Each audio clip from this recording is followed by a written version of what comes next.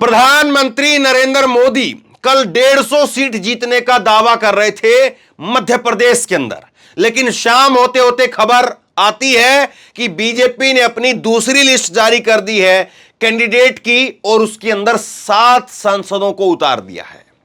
संभवतः यह खबर आपको पता चल गई होगी, लेकिन बात केवल इतनी नहीं है कि 7 सांसदों को उतारा और 7 सांसदों में भी 3 मंत्रियों को उतार दिया है और एक राष्ट्रीय महासचिव को उतार दिया है। बात केवल इतनी नहीं है, बात इससे आगे की है और उस बात पर बात होनी जरूरी है। बात यह है कि जिनको उतारा गया है, नरेंद्र सिंह तोमर को उतारा है। नरेंद्र सिंह तोमर नरेंद्र मोदी के जो हैं वो मंत्री हैं, लेकिन नरेंद्र सिंह तोमर अपने बेटे के लिए टिकट मांग रहे थे, उन्हीं को टिकट काट करके उन्हीं की जगह पर उतार दिया। बेटे को टिकट नहीं मिलेगी तो आप बताइए नरेंद्र सिंह तोमर कितना एक्टिव हो पाएंगे। राजनीति में कोई कितना मर्जी जो है वो वसूलों का और जो है वो कितना मर्जी जो है वो कहे कि हम तो पार्टी के लिए काम कर रहे हैं, निष्ठा का जितना मर्जी उदाहरण दे, लेकिन अगर बेटा बेटी को टिकट नहीं मिल रही है, बेटा बेटी चुनाव की तैयारी कर रहे हैं, तो फिर तो समझ लीजिए सारा गुड़ गोबर जो है होना तय है। इसी तरह से जो है वो कैलाश विजयवर्गीय, इनके बेटे हैं आकाश विजयवर्गीय, और इंदौर से इनको टिकट दे दी गई है तो उनके बेटे की टिकट कट गई है। प्रहलाद पटेल के भाई, वो उनका टिकट काट करके प्रहलाद पटेल को टिकट दी गई है। और इसके बाद में अब जब ये टिकटों की घोषणा हुई, उसके बाद में एक तरह से बगावत के स्वर भी दिखाई दे रहे हैं। कुछ यहां पर जो है वो नेता कार्यकर्ता वो छोड़कर भी जा रहे हैं। ये देखिए मध्य प्रदेश में भाजपा का एक और इस्तीफा, डॉक्टर राजेश मिश्र ने पार्टी से इस्तीफा दिया।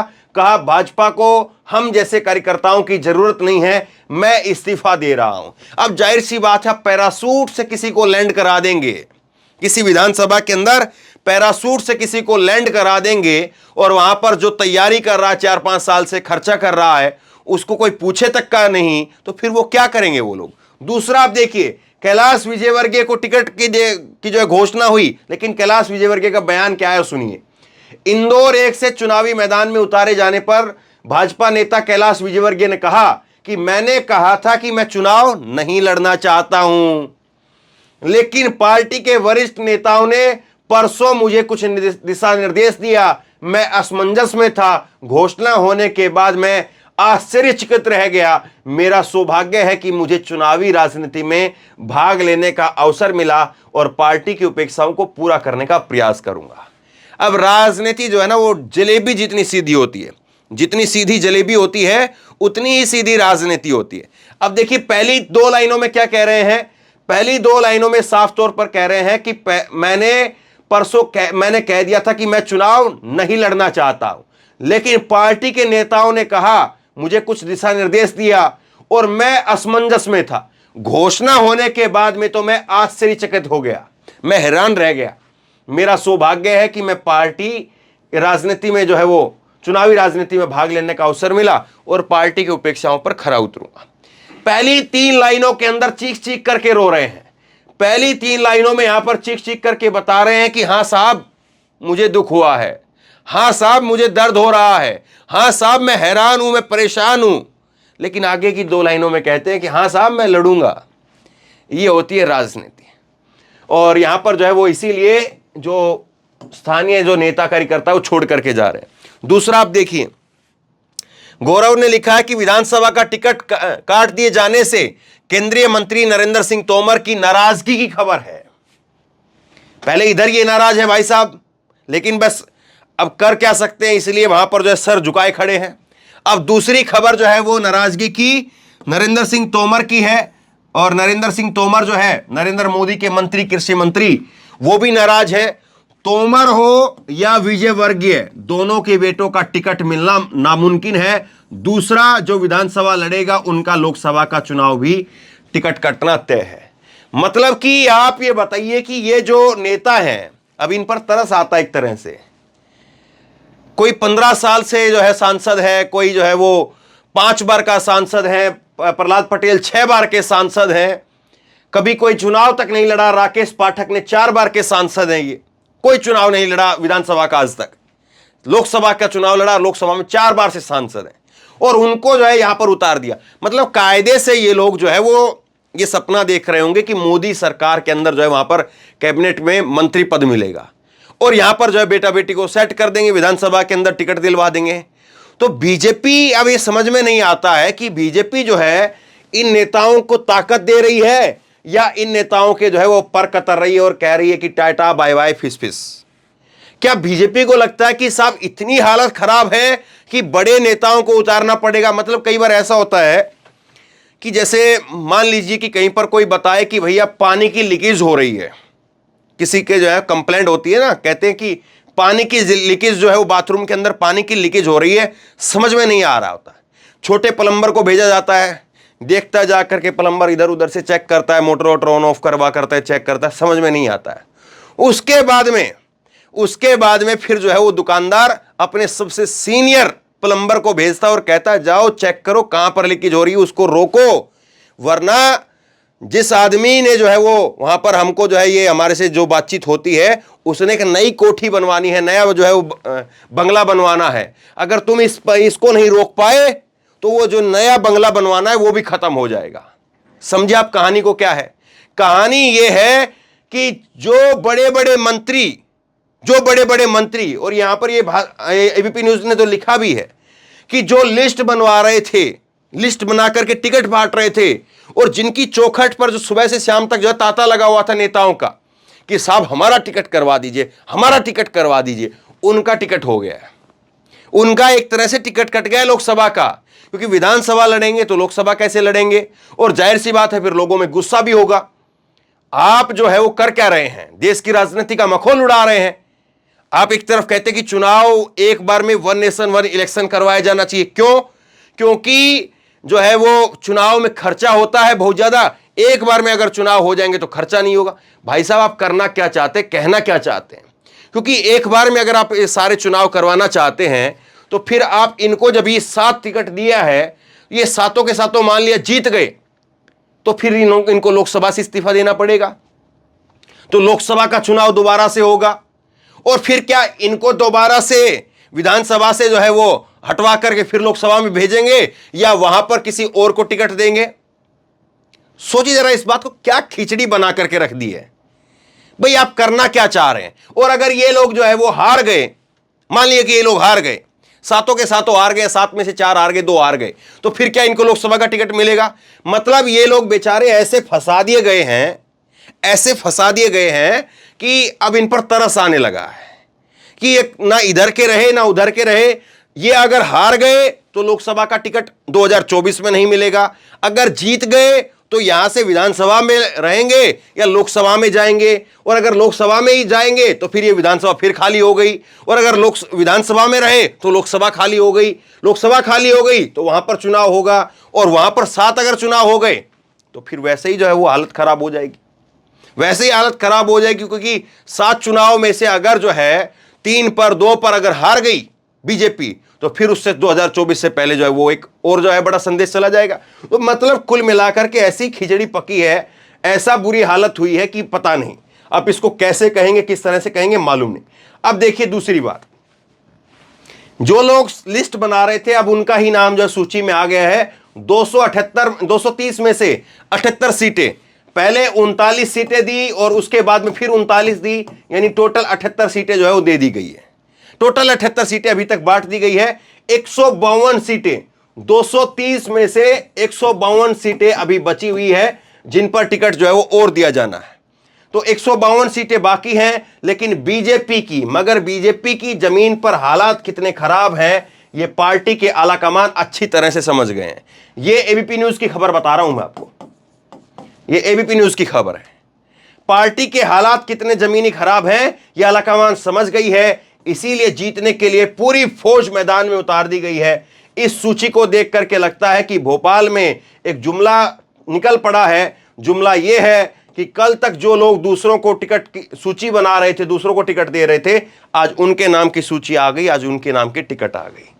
तो ये जो है वो हालत है बीजेपी की, और ये हालत अगर बीजेपी की है तो सोचिए साहब क्या जो है वो मामला बन रहा है।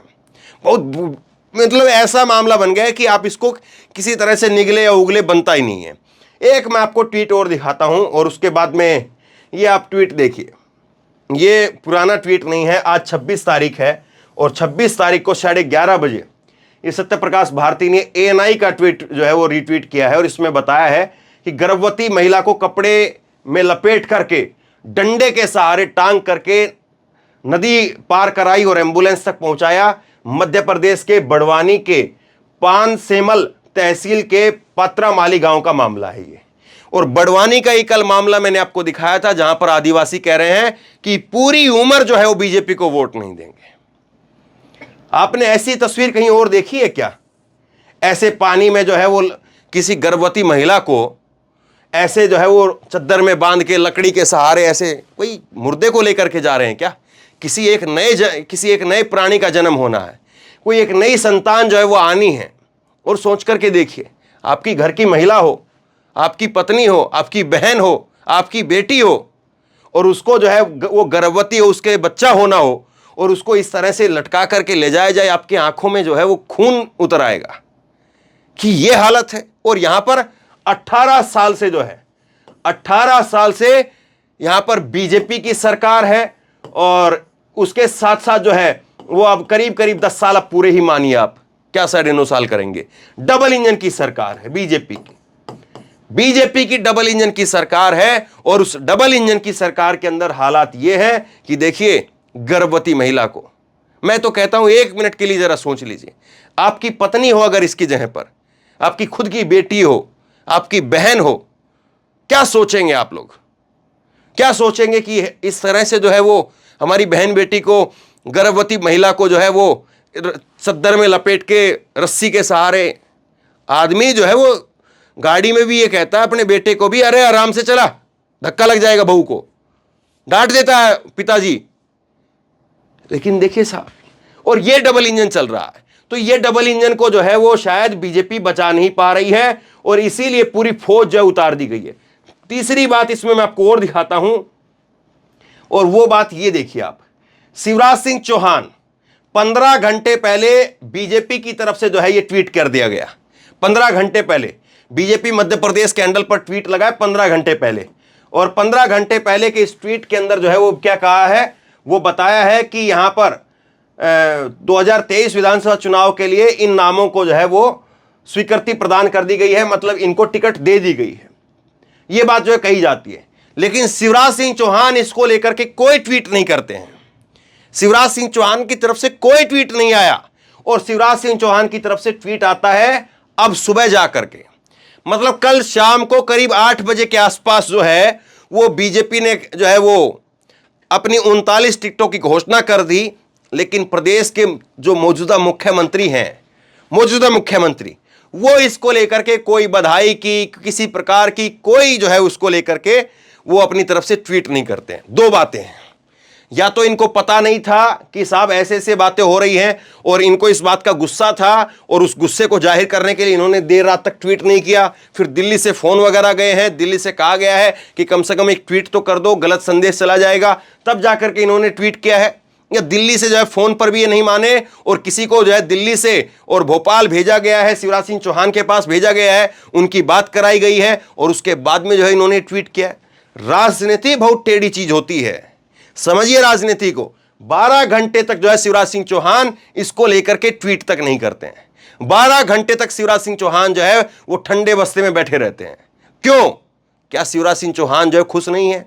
क्या शिवराज सिंह चौहान को ये सोच रहे हैं, उनको डर लग रहा है कि कहीं उनका तो पत्ता साफ नहीं हो जाएगा? जब बड़े हैवीवेट कैंडिडेट को उतार दिया गया है, 7 मंत्रियों को उतार दिया गया है, तो कहीं ऐसा तो नहीं पूरी खिचड़ी बना करके मुझको ही गायब कर दिया जाए? ये सबसे बड़ा जो है वो इसके अंदर एक बड़ा जो है वो खेल है, और शिवराज सिंह चौहान इसको लेकर के।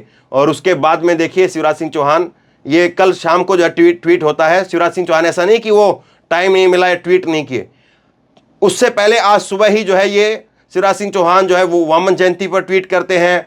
उससे पहले जो है वो कृष्ण गौरिया बीजेपी के कोई नेता हैं उनको जो है बधाई देते हैं जन्मदिन की।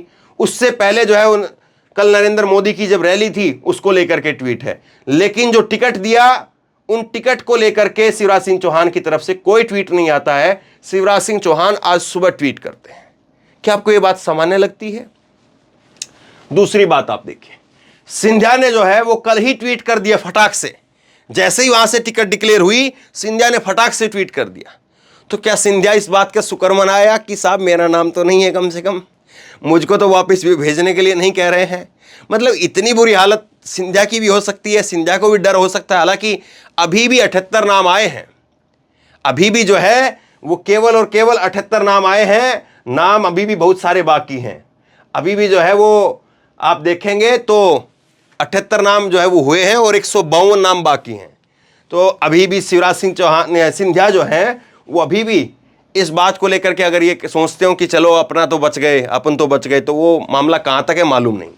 अब देखिए इसके बाद में इन्होंने एक ट्वीट किया, उसके बाद में कोई ट्वीट नहीं इनकी तरफ से राजनीति को लेकर के, और जो है वो किसी प्रकार का कोई ट्वीट जो है वो नहीं दिखा कि जो टिकटों की घोषणा हुई उसके ऊपर वो कोई ट्वीट कर रहे हो किसी प्रकार से।